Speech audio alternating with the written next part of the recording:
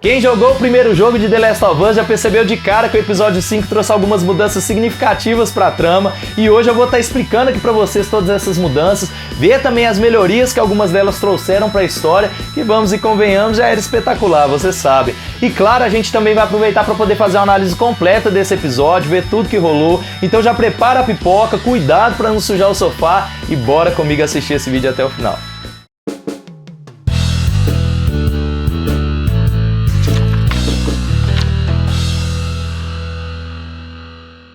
Galera, vocês sabiam que a partir de agora vocês também podem ser patrocinadores aqui do canal Leitura Nerd? Funciona assim, aqui embaixo do vídeo tem um botão com um coraçãozinho escrito Valeu, e quando você clica nele aparecem alguns valores que variam desde 1 até 500 reais, e clicando em qualquer um desses valores vocês vão estar fazendo uma doação direta aqui pro canal. E todo esse dinheiro arrecadado vai ser totalmente convertido em melhorias aqui pro canal, porque caso vocês não saibam, galera, o Leitura Nerd ainda é um canal novo aqui no YouTube, e a gente ainda sofre com alguns probleminhas de infraestrutura, que eu tenho certeza que vocês que estão começando aqui na plataforma conhecem bem. Inclusive, nesse exato momento que eu tô fazendo esse vídeo, eu tô gravando ele pela câmera do meu telefone. Então sim, galera, a gente precisa demais da ajuda de vocês para conseguir se manter aqui na plataforma, e o resultado disso vai ser cada vez mais vídeos, cada vez mais conteúdos de qualidade para vocês, jovens gafanhotos, porque vocês são a razão da gente estar aqui. Então quem puder e quiser, dá essa força aí que vocês vão ajudar demais. Tamo junto. Fala galera nerd, eu sou o Emerson, sejam todos muito bem-vindos. Galera, sem sombra de dúvidas, esse episódio foi uma montanha-russa de emoções, né? Fala sério. Mesmo pra gente que já jogou o jogo e meio que já tava esperando aquela conclusão, ainda assim foi muito impactante, principalmente pela forma com que as coisas terminam pro Sam e pro Henry. Isso me lembrou até mesmo aquele provérbio chinês que é mencionado lá em Kung Fu Panda, né? De que às vezes encontramos o nosso destino pelo caminho que usamos pra tentar fugir dele. Lembram disso? Tai Lung não pode sair de lá. Sim, mestre Shifu. Às vezes encontramos nosso destino pelo caminho que tomamos para evitá-lo. Pois é, e foi exatamente o que aconteceu com o Henry. Ele fez tudo o que estava ao alcance dele para conseguir os remédios pro Sam, até mesmo entregar o irmão da Kathleen pra Fedra, né, o que resultou na morte do irmão dela e consequentemente também na busca dela por vingança, e tudo que ele conseguiu foi fazer com que o Sam tivesse uma morte ainda mais cruel, né, já que ele mesmo teve que matá-lo.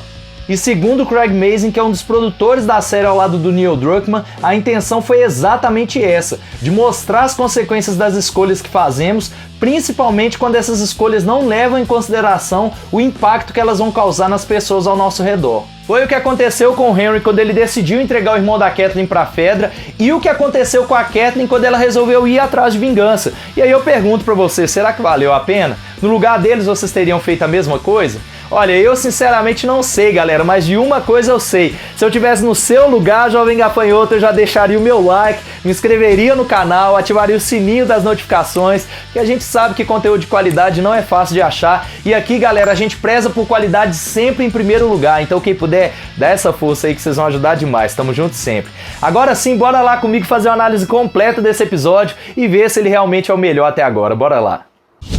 Bom, o episódio já começa mostrando os acontecimentos que antecedem o final do episódio 4, e isso seria o equivalente àquelas introduções que aparecem no primeiro e no segundo episódio, só que aqui o foco é na população de Kansas City, que depois de anos vendo seus habitantes sendo torturados, estuprados e assassinados pela Fedra, decidiu se unir e tomar o controle do poder, e isso causou um verdadeiro massacre, que é mostrado nesse começo de episódio, onde nós vemos soldados da Fedra sendo enforcados, esfaqueados e até mesmo arrastados em carros do exército com o mesmo nível de crueldade que eles usavam com os habitantes. E vale lembrar que tudo isso aconteceu apenas 10 dias antes do Henry mais o Sam encontrarem o Joel e a Ellie. Então dá pra ver que, embora a Fedra tenha se espalhado pelo país com o objetivo de proteger a população, em cada cidade ela foi implantada de uma forma diferente e principalmente independente, sendo que em alguns casos mais extremos os soldados simplesmente não se importavam mais com a humanidade e aproveitavam para poder satisfazer os seus desejos mais sombrios, que foi o que aconteceu com a Fedra de Kansas City, por exemplo. Paralelo a isso, nós vemos o Henry e o Sam se esgueirando pela cidade para fugir dos caçadores que estavam procurando todos os apoiadores, que seriam uma espécie de informantes da Fedra, e o Henry era um deles. E a gente sabe que os informantes em qualquer meio são vistos como traidores, né? E nesse universo de The Last of Us não é diferente. E aqui a gente já percebe a primeira mudança significativa na história de The Last of Us, desde o episódio 3, que é o fato de que o Sam no jogo é um garoto falante que tem quase a mesma idade e estatura da Ellie, e já na série, além de ser bem mais novo, ele também é surdo e se comunica com seu irmão Henry por meio da linguagem de sinais. E isso foi ideia do produtor Craig Mazin para dar uma profundidade maior para esses dois personagens e fazer com que o Sam fosse ainda mais dependente do Henry do que ele é no jogo. E para isso eles contrataram o ator mirim Kevin Woodard, que é realmente surdo, e o ator não só deu um show de carisma e atuação, como também ajudou a ensinar boa parte do elenco a linguagem de sinais que eles usam para se comunicar durante o episódio. Legal demais, né? Eles estavam indo pro esconderijo do Dr. Edelstein, que é o mesmo doutor que é interrogado e morto lá pela Kathleen no episódio 4, e além de percebermos que ele estava de fato ajudando os dois irmãos a se esconderem, descobrimos também que a Kathleen já sabia que o doutor estava mentindo quando disse que não fazia ideia de onde os dois estavam, e por isso ela se irritou e matou ele no episódio anterior.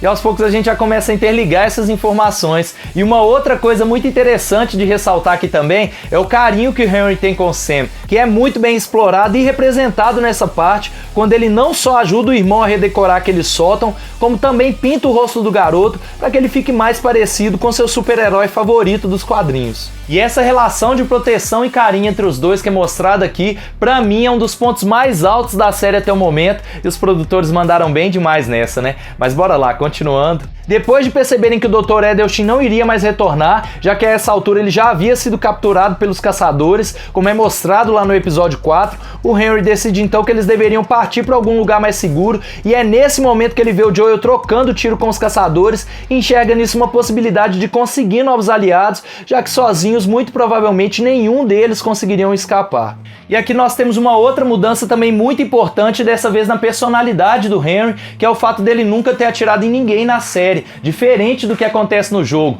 onde ele em diversas vezes ajuda o nosso personagem a se livrar tanto dos caçadores quanto dos infectados. Essa mudança também é explicada pelos produtores, onde eles afirmam que no jogo precisavam que o personagem do Henry fosse alguém mais ativo nas cenas de ação, justamente para ajudar os jogadores contra a quantidade de inimigos que apareceriam, né, no decorrer da jogatina, e já na série eles poderiam explorar mais do lado humano do personagem, colocando ele como alguém que nunca sequer usou uma arma de fogo.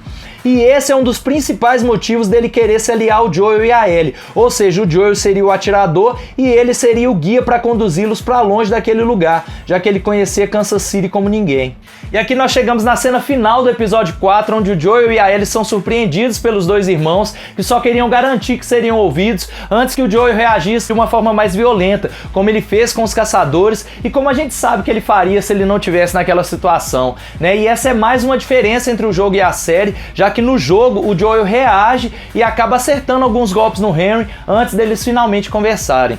Mas enfim, no dia seguinte, depois deles se conhecerem melhor, o Henry explica pro Joel que agora a cidade pertence ao povo e confirma o que eu disse lá no começo do episódio, de que a Fedra de Kansas City torturou, estuprou e matou durante 20 anos, e isso fez com que a população se tornasse tão cruel quanto eles quando se rebelaram.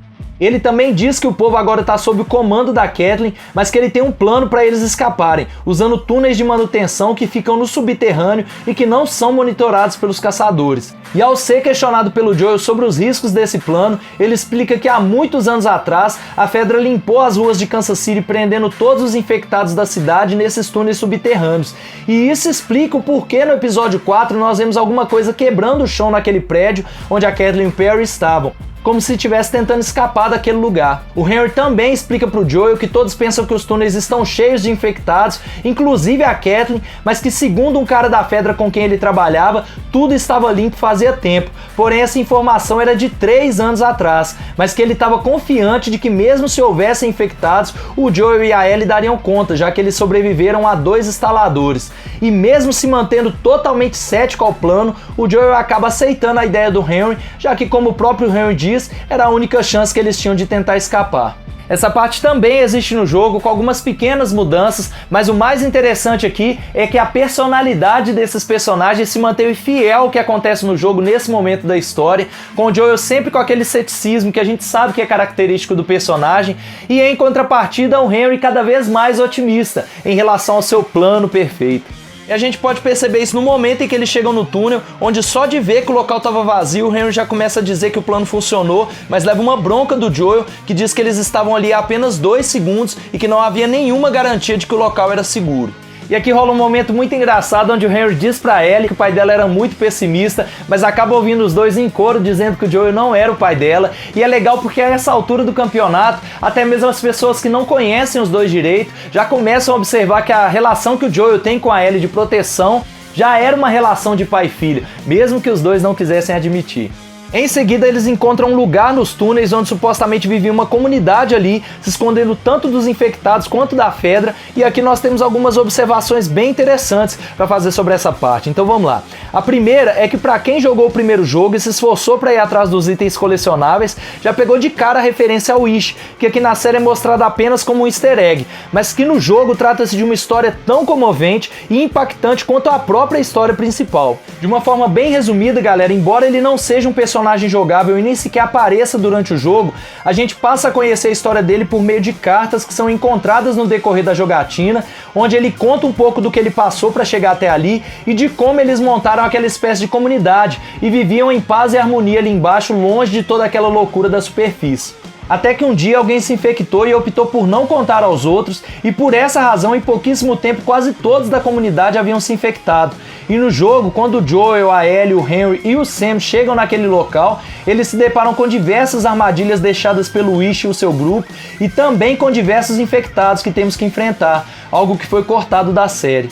E o mais impactante aqui é que descobrimos durante o jogo que aqueles infectados eram exatamente as pessoas que viviam naquela comunidade. Inclusive tem uma cena no jogo onde nos deparamos com diversas crianças mortas cobertas por um lençol, com uma frase no chão dizendo que eles não sofreram. E quando eles saem do túnel, existe também uma mensagem deixada pelo próprio Wish dizendo que não era para entrarem ali, que naquele local havia diversos infectados. E galera, eu sinceramente não entendo por que os produtores escolheram não adaptar essa parte da história na série, sendo que eles poderiam dar uma profundidade muito maior para a história e ainda iriam expandir muito mais o universo do jogo. E eu sei que vai ter muita gente que vai dizer: ah, Emerson, mas eles não fizeram isso porque eles queriam que as pessoas rejogassem o jogo para descobrir isso. E esse inclusive foi um dos argumentos usados pelo Craig Mazin para poder justificar a ausência disso na série. Mas vamos lá, galera, eles adaptaram uma personagem como a Caitlyn, que não só não existe no universo do jogo, como mesmo aqui na série não causa mudança nenhuma no desenrolar da história, e no final das contas tá ali só pra encher linguiça, e não poderiam adaptar uma história tão legal quanto a do Wish? Tá de sacanagem, né?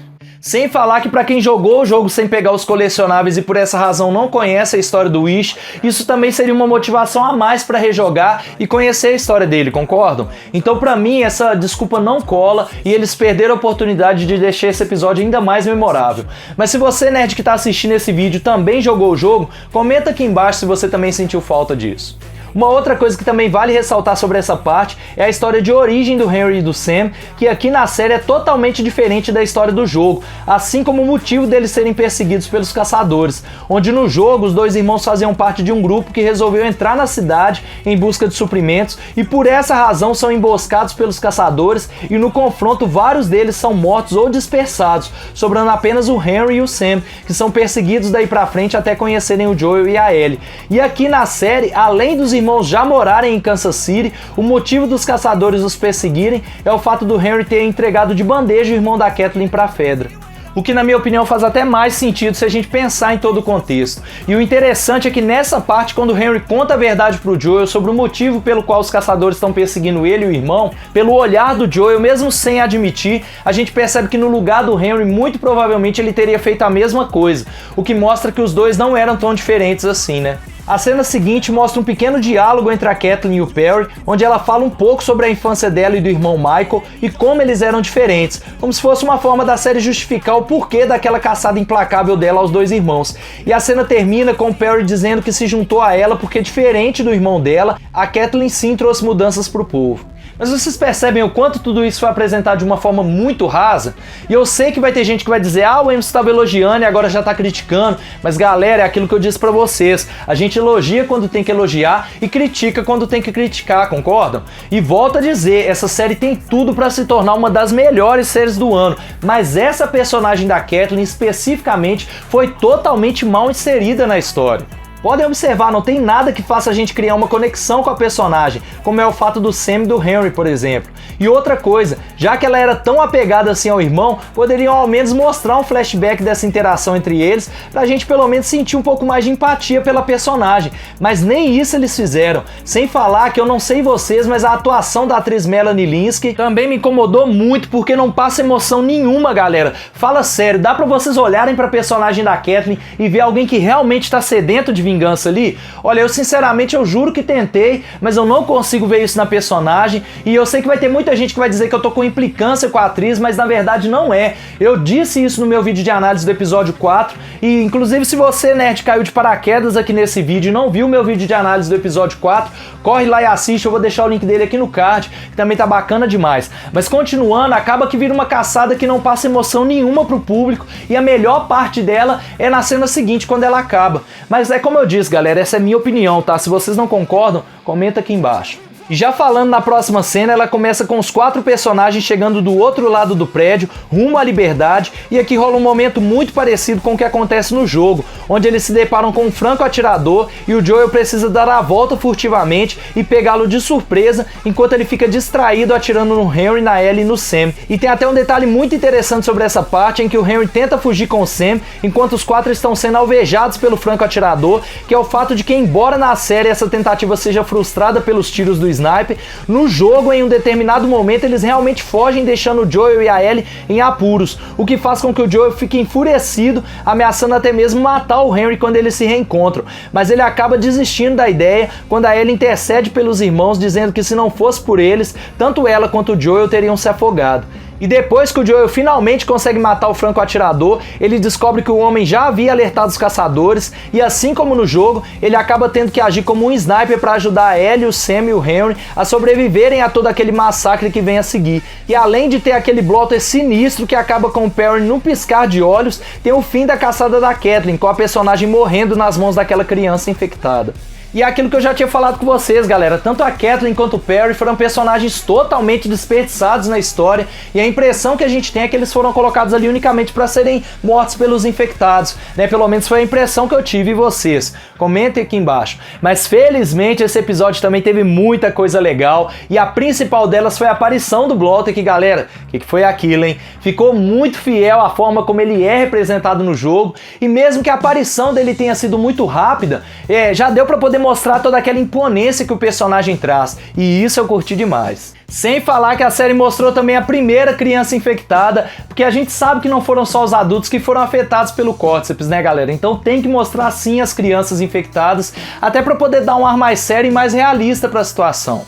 E mesmo que eles não tenham mencionado isso durante o episódio, aqueles infectados que saem do subterrâneo, ao que tudo indica, são as pessoas que viviam naquela comunidade dos túneis por onde os protagonistas passam. Pelo menos é o que a série deixa entender. E eles mandaram bem demais nessa cena, né? Fala sério.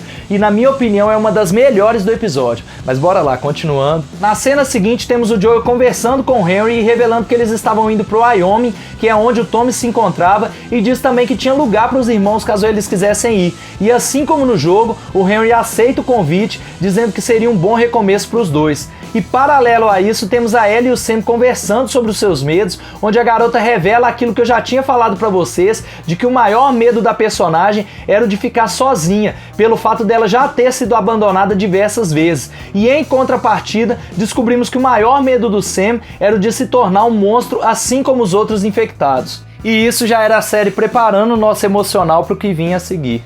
Que infelizmente é aquela parte que os fãs do jogo já sabiam que cedo ou tarde ela chegaria, que é o momento em que a gente descobre que o Sam foi infectado, só que aqui, diferente do que acontece no jogo, ele decide contar pra Ellie que foi mordido, e isso gera uma das cenas mais comoventes de todo o episódio, que é quando a Ellie, toda cheia de esperanças, tenta curá-lo passando o próprio sangue no local da mordida, mas a tentativa acaba sendo um fracasso e resulta no momento mais triste do episódio, onde, para impedir que o Sam mordesse a Ellie, o Henry acaba tendo que tirar a vida do próprio irmão. E eu não sei se vocês perceberam, galera, mas um dos motivos dos produtores terem colocado o Henry na série como uma pessoa que nunca tirou a vida de ninguém, diferente de como ele é no jogo, é para que exatamente nesse final o público pudesse sentir junto com o personagem toda aquela carga emocional de alguém que nunca deu um único tiro na vida, ter que começar logo de cara já matando o próprio irmão. E é por essa razão que o Henry não suporta todo aquele sentimento de dor e culpa e acaba tirando a própria vida. E é muito pesado esse final, né, galera? Mesmo eu tendo jogado o jogo, eu tenho que dizer pra vocês que eu fiquei muito impactado por essa cena, porque a gente se coloca ali na pele desses personagens e percebe o quão difícil é tomar uma decisão dessas, né? Imagina só, você enfrentar o mundo pra proteger alguém que você ama e no final das contas acabar falhando do mesmo jeito. É triste demais, né? E o episódio termina com o Joel fazendo exatamente essa reflexão, segundo os produtores, de que ele se apegou tanto a Ellie que talvez poderia ter sido eles ali naquela situação. Muito tenso, né? Mas agora eu quero saber a opinião de vocês, jovens gafanhotos. O que vocês acharam desse episódio? Vocês acham que esse foi o melhor episódio até agora? Olha, eu tenho que dizer pra vocês que por mais que eu tenha gostado dele, ele ainda não supera o episódio 2, mas essa é a minha opinião, tá? Comentem aqui embaixo o que vocês acharam, já deixa o seu like, se inscreve no canal, ativa o sininho das notificações, assistam também os outros vídeos do canal, tem muita coisa bacana lá, tenho certeza que vocês vão gostar. E é isso aí, galera, tamo junto sempre, até o próximo vídeo. Valeu, falou, fui!